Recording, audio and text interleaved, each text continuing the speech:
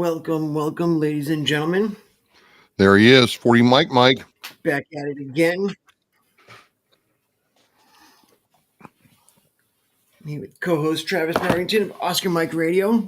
I am 40 Mike of Hellfish Haven, also known as Mikey G, Big Mike, and we're here to discuss the latest comings and goings in the veteran world. Absolutely, my man. How you doing? Speaking of comings and goings, I don't know if you watch wrestling or not, but there's a wrestler, Joe Hendry, and part of his theme song is, he's here, he's there, he's everywhere. You say his name and he'll appear. I've been, Facebook creeping on you, and just been seeing you. You're all over the place. And it's good to see that. You got your hands in a little bit of everything. You got the Boyden Library teaching classes. Elizabeth Dole Conference. Connecting with other fellow veterans. How's it been? It seems like you've been quite a busy It's fellow. just been full throttle, man. Full freaking throttle. So I'm actually getting some downtime here for the next couple of days, and then you know how it is after the 4th of July. Everything pushes towards Veterans Day. So it's been a good run. Made a lot of good connections. A lot of good people out there doing some amazing things for veterans, and of course, there's a lot of interest in what's going on in the world right now and how that affects us, or will affect our future, will affect the military now. It's just a really interesting, weird, cool time. And I know we had talked about it before. If the things on the news are getting to be too much for you, it's okay to shut it off. Absolutely. It's okay to take a step back and say, hey, what's going on? Watching fighter pilots dropping JDAMs and blowing the shit out of stuff. Maybe be a trigger for some people. So if it's if it's not for you, it's not for you. You don't have to sit there and watch the 24-hour coverage. I mean, absolutely right. I hope that people can know there's help out there and take advantage of that help if they need it. Absolutely. And I'm sure you were able to see that firsthand with all those resources at the foundation gathering that they had. Well, I just can't imagine how I that want was. to ask you about that. I'm down there and I'm seeing all these resources and understanding the money behind these resources, right? And then I want to say I read it or heard it that they're finding out that the 22 a day hasn't moved down that much.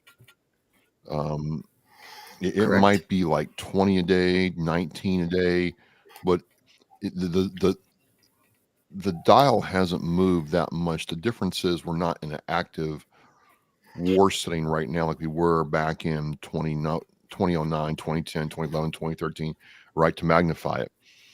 So I wondered what you thought about that, because I think about the all the money that has been spent to address this just on the nonprofit side.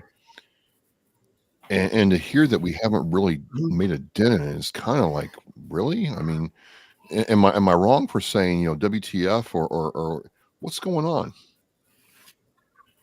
No, absolutely, you should be saying what the fudge is going on, because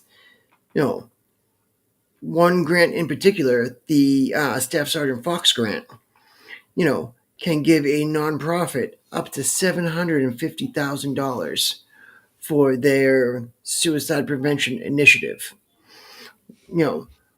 Whether that be something clinical, something outside the box, but when you dig into it, some of the things it says, not for entertainment, and to me, that's where I'm kind of worried about applying for it.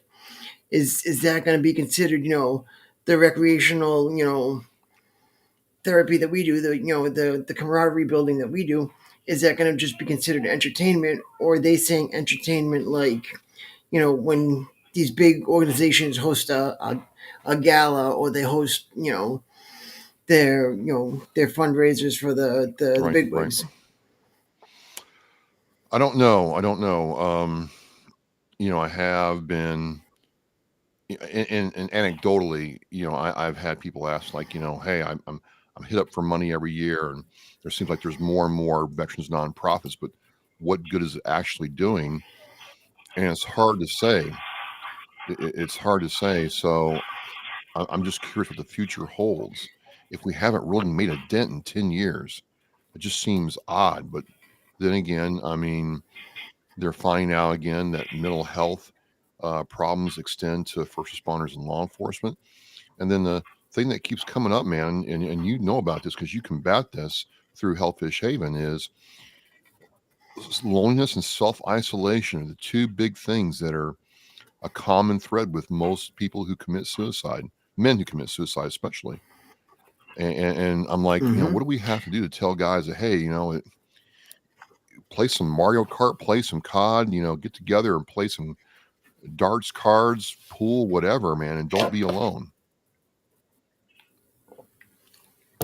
That's the biggest thing is, the study after study shows that as older guys get, the less inclined we are to have, friends to lean on and have an outlet to release, the stress and the situations that are going on in our lives. And, you build that up inside you, and you bury it and bury it until you get to the point where, you just can't take it Right. no more. And, we're still working off a stigma that was so engraved in us. I mean, I don't know how it was for, for boot camp for you guys, but for us, anybody that has a physical ailment, had to be on crutches for a little while, had to go to sick call, you know, they would be made fun of. They'd be called, a profile ranger, malingerer, they're doing this and that to get out of training, and, they would be the butt of the jokes. And if they're doing that for people for physical ailments, just imagine what people are thinking if they need to go talk to somebody for, an Right. invisible injury, and, something, mentally, not sitting right or not working with them. And then, that stigma has been so ingrained in our culture for so long. And, the macho manliness of, the military itself, and I feel like they're reinforcing that now. I feel like the new SecDef has, pushed that manliness again. And I worry the bounce back that that might have on the troops. Well, I mean, I have had some people, communicate that to me. It's you either love him or hate him, right? You either love what he's doing Hmm. and making some positive changes, which I'm like, okay, if we have weapon systems that need to be audited, great. Um, you know, I was telling somebody, look, I mean, forget all this other stuff. We still the Secretary of the Navy went to the barracks in Guam, and they were condemned. You know, let's get some of the basics right before we start worrying about other stuff. But you know, and we talked about it. I've been very concerned about the Secretary of Defense because of comments he made in 2019, where if you know too many guys are applying for VA benefits who don't need it, and I'm like, man, I mean, come on, dude. Do you realize how many guys from the Korean War, Vietnam War, and Gulf War, you know, Desert Storm, have suffered for years because they didn't want to be seen as, you know, taking government handouts? I mean, come on, man. So I do worry there. To me, the jury's still out on whether or not he's being effective or not. But I just, again, I think people need to remind that there is help out there. There's tons of help out there if you need help or want help. And I don't know about you, man. I mean, I don't think there's a one size fits all solution. You know, there's a org around here, home base, that people point to, but I'm like, well, some people don't want to go to home base. They want a different, treatment modality. They want a different experience. They want to go somewhere else. And to me, that should be okay. It should be completely okay. Absolutely. And, it's, all these different organizations have different programs that are geared to, what is, the veteran or the military personnel or family seeking. you know, home base has got a great 2 week program that covers 2 years worth of therapy and really, gets you a jump start and caught up on, where, you can be, with all this, resources and tools given to you in a, an inpatient atmosphere. For sure, for sure. And then you've got, a lot of online foundations are out there and are great, and you've got, different resources, what was it? Regiment just got their uh, approval to become a nonprofit. They are a military gaming organization, and they just became a nonprofit. So now they're going to be able to, set up more veterans and military personnel with, with gaming computers and be able to connect more veterans into the gaming world.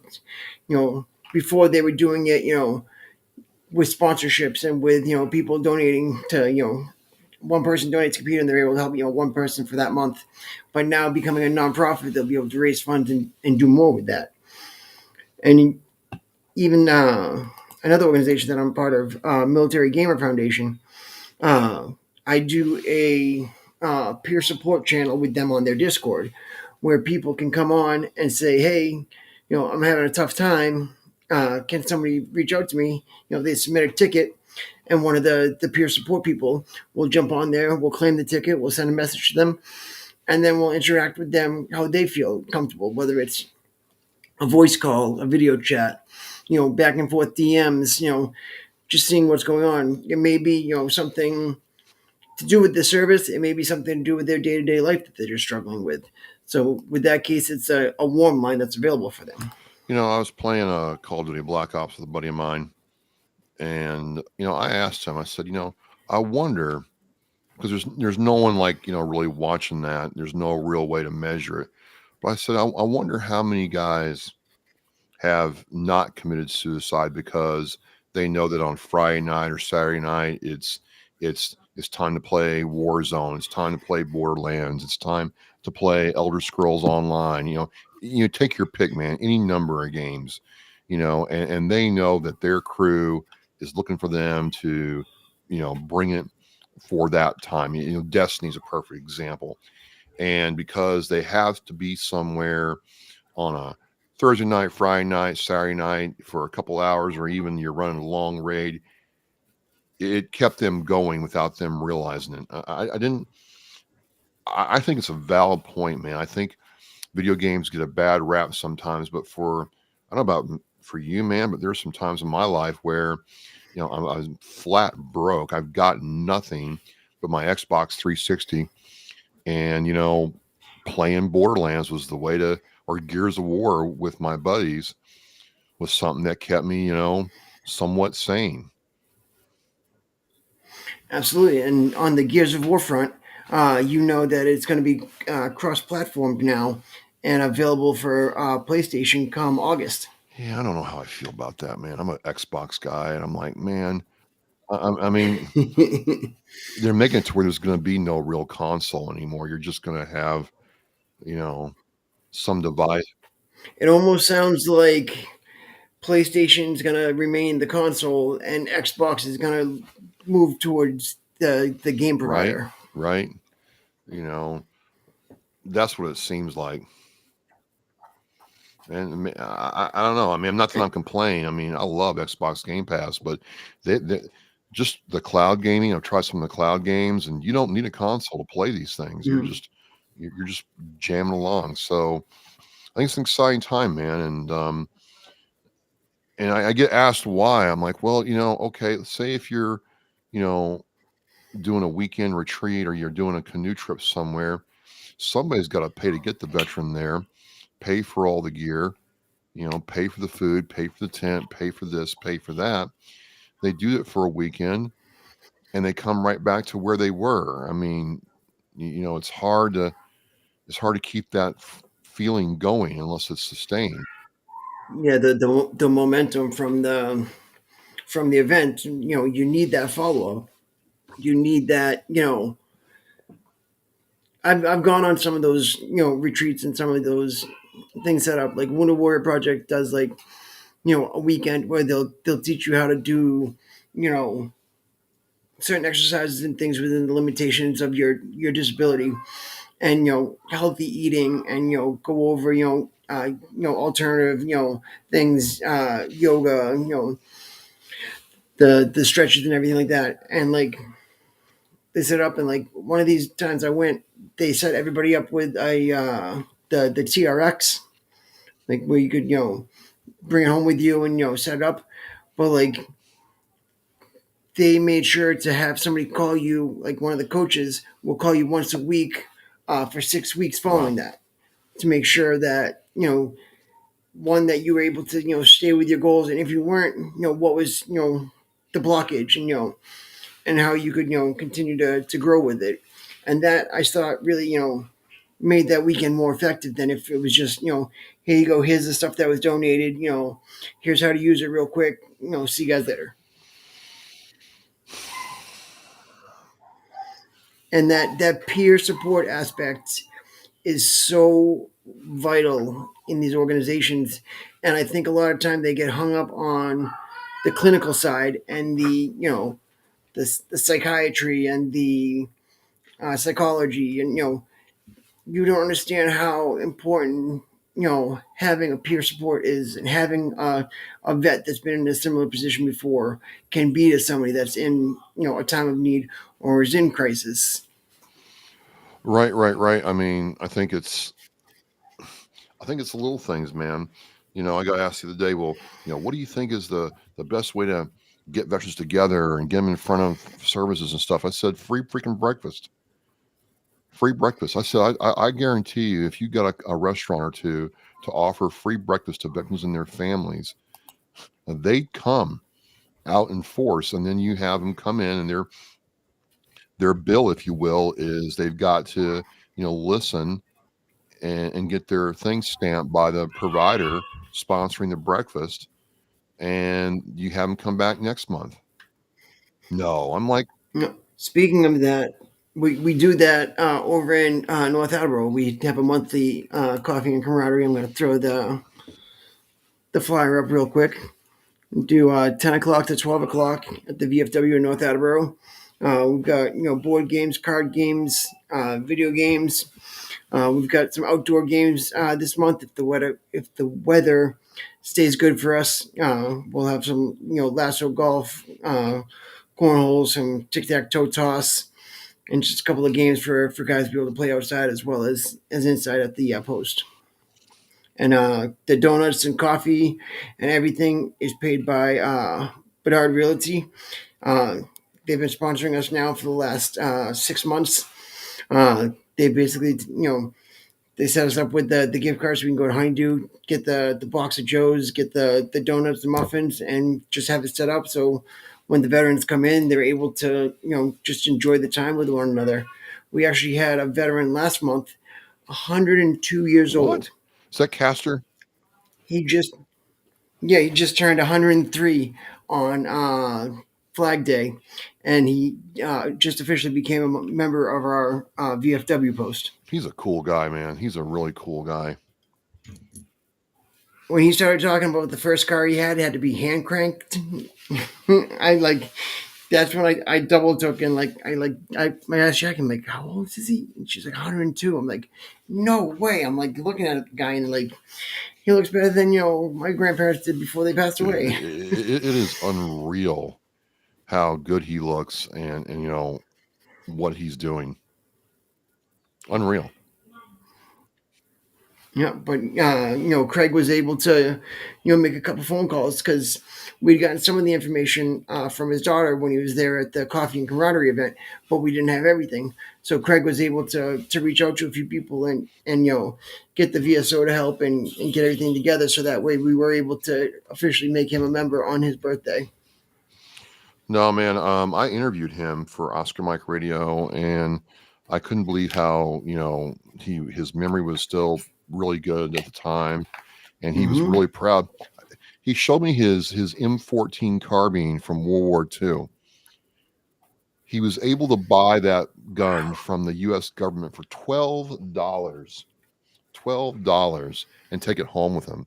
I'm like, This is definitely not the military now.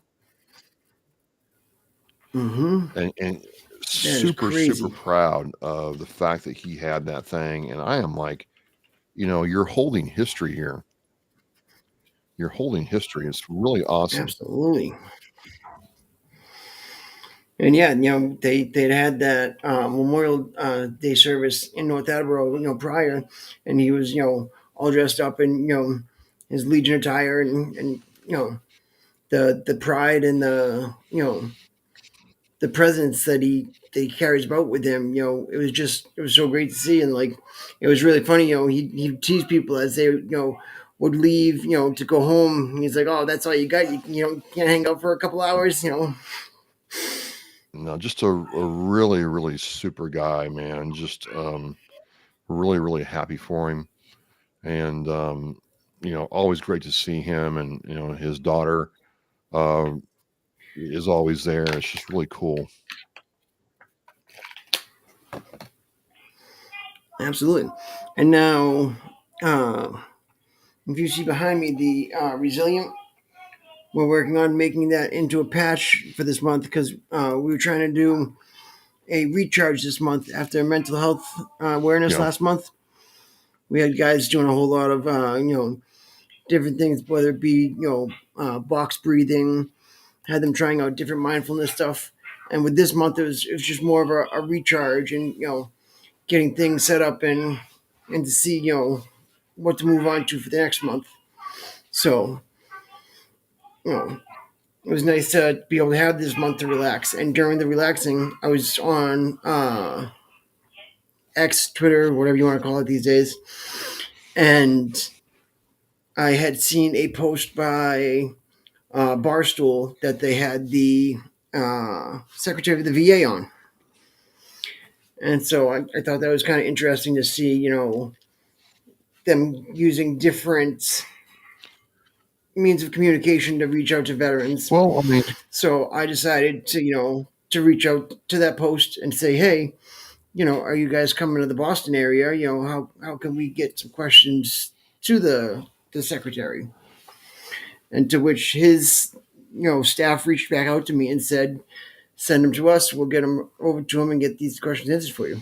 I think it's a good step in the right direction because so many people, understandably were upset when the VA started getting doged and people who had jobs lost them. Veterans were losing, you know, access to telehealth care and stuff like that. And it caused a huge, huge hullabaloo, huge uproar. Absolutely. And got I was able to get a couple people from the VA staff in West Roxbury to be able to give me a couple questions to be able to ask him. I figured, do a couple questions from staff, you know, a couple questions, that I had on my own, and then I would figure, maybe we could get a couple, questions, you know, uh, group, you know, advised here between, Hellfish Haven and Oscar Mike Radio. See if we can get some input from the fans and followers to see, if they could ask something, what they would ask, and get a couple of those questions, put in there as well. Because for me, I can only think of certain things that I had on my mind at that point when I wanted to ask, and I don't want to miss something that could be, important to our community. Well, I mean, I it's got to happen. I mean, you can't have veterans, you know, worried sick about their care or what they've been, used to in terms of, where they go to get care, how they get care. I mean, my healthy vet works great. You know, let's not upset the apple cart. Hmm. And the biggest thing I've had trouble with this year is we went from having 5 ways to be able to log in and get our access to our our VA paperwork and our different VA things to now you have to have a va.gov or ID.me. And both of those do not accept a military ID as a proper form of identification. I like ID Me, but man, it's causing me problems in another platform I'm using. It's just does not play in nice.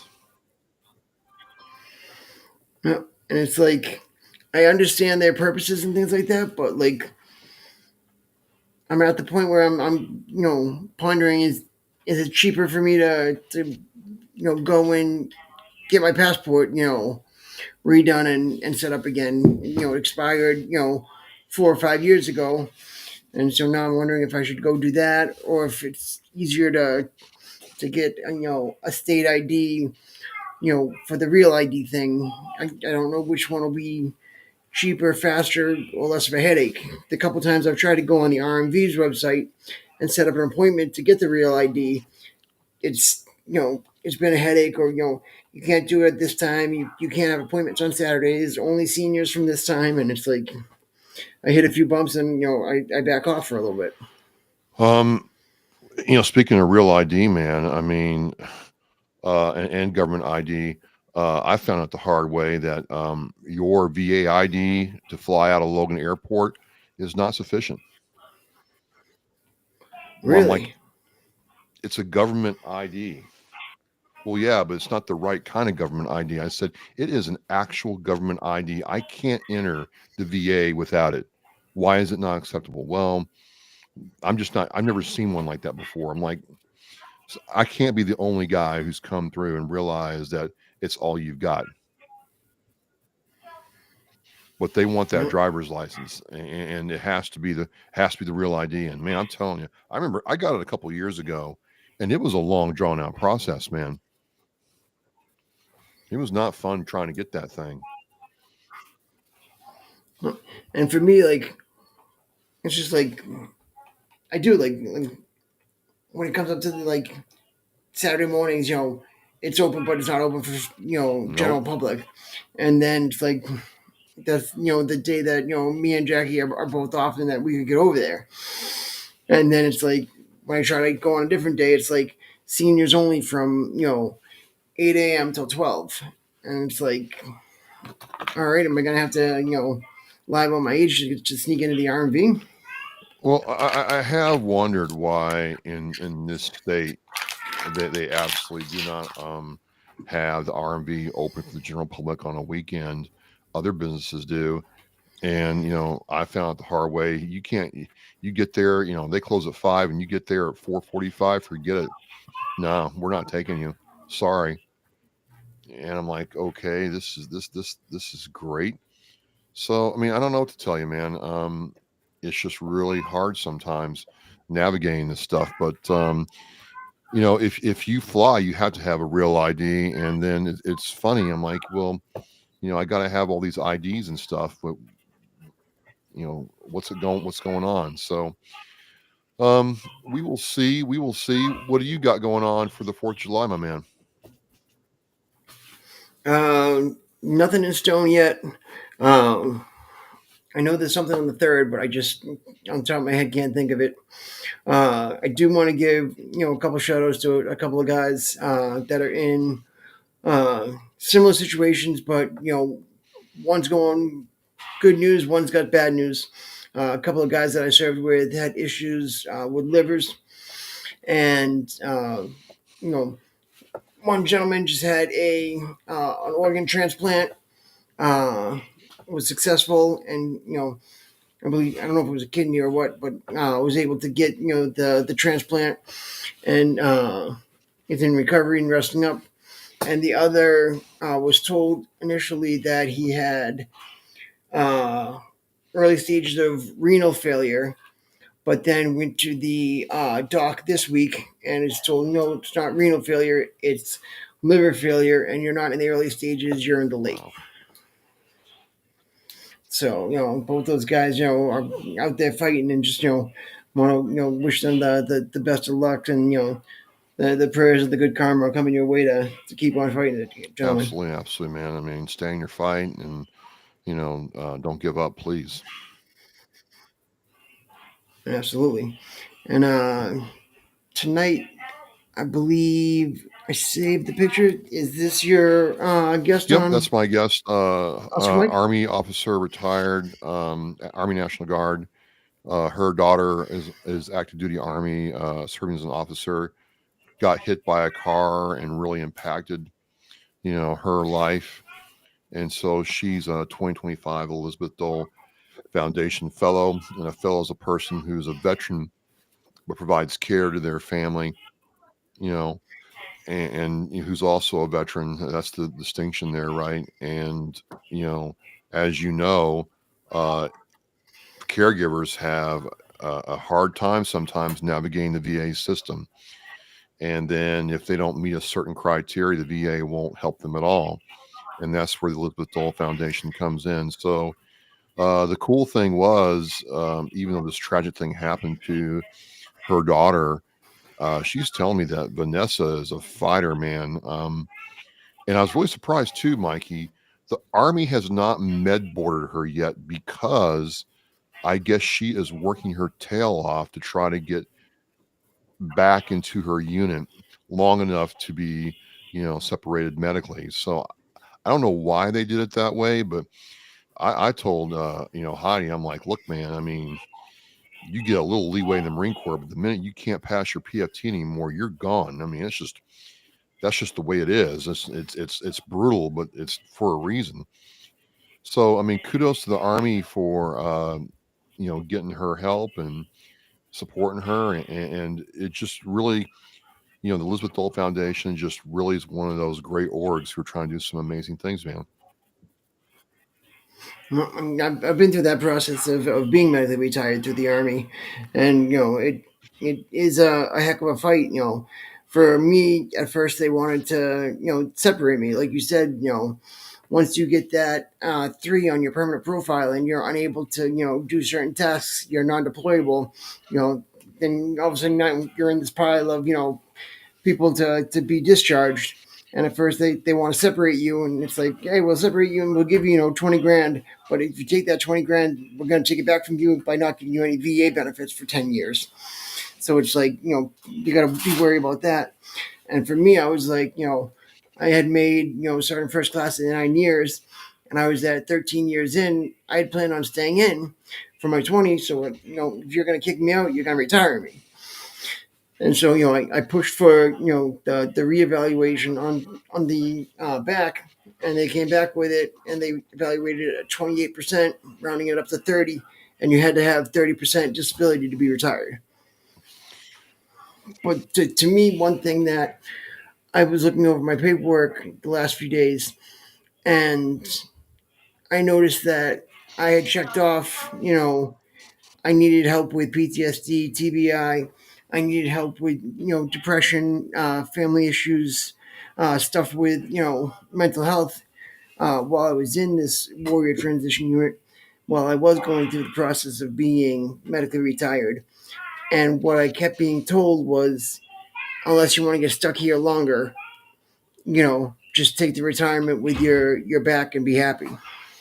N- I don't know. It's a bad situation sometimes. It was good talking to Heidi. Just it's a short podcast, but it really like there's some awesome moms out there, and the fact that she served her country and is now trying to help her daughter serve our country. Just a really unique story, and I hope people really get something out of it and cheer these two women on. And they do. They these caregivers they need that, what's it, Respite, respite. yeah, They really need that to be able to take everything that's being thrown at the one they're caring for and all the needs they have for themselves too at the same time. Because they're not getting that equal push and pull relationship that one would normally have with somebody. So it's really something special that a caregiver puts into to taking care of somebody when they're in a yeah, situation like that. yeah. And that's one thing we've always welcomed to at our events. It's the veterans, military, the families, and if there's any caregivers out there, you're always more than welcome at the Havens events and through our site. If you ever need any help, feel free to contact Awesome, us. dude. Awesome. But yeah, where can they catch your show Well, in tonight? a couple minutes on Facebook, YouTube, Rumble, a couple other places, LinkedIn, and we'll be, as we say, Oscar Mike. We're on the move, and we're on the mission for our veterans, active duty, and the people who support us. And then one last thing I wanted to get your thoughts and opinions on. What was that Boyden Library podcast So thing? I taught a class for the town of Foxborough Boyden Library, and I got asked to come in there and teach a class about podcasting, and I had 5 students, and out of the 5, 2 of them started shows, and so one of my students is had her second show up. Really awesome, really cool how this has all worked out, and really kind of a different thing for me. I've taught other stuff before, but um, it's interesting to see people respond to it. So it was a new thing for me. I really enjoyed it, and these are just great people. And Michelle Hamilton is a good friend of mine, a mentor, and was gracious enough to give her time to allow the students to interview her. And it was really cool watching, mainly 4 women interview another woman in the military and the questions they asked her. It was really well done. Excuse me. That's Sorry, awesome. Bless I you. couldn't mute in time. So, but you know, uh, it's just really cool some of the opportunities I'm getting now, and I can't wait to see what's next. Absolutely, that's awesome. And one reminder out there, while it is the summertime and if you get the kids at home, do go check out what the libraries have to offer, whether it be things at their facility or cheap tickets or free tickets to go to the museums and the different educational opportunities that Boston and Providence have to offer. And you make sure you check out the library for those resources. Absolutely, absolutely. We are war. We are resilient. Everybody stay in the fight, and we'll see you guys next Next time. time, take care. 40 Mike, Oscar Mike Radio. We are out.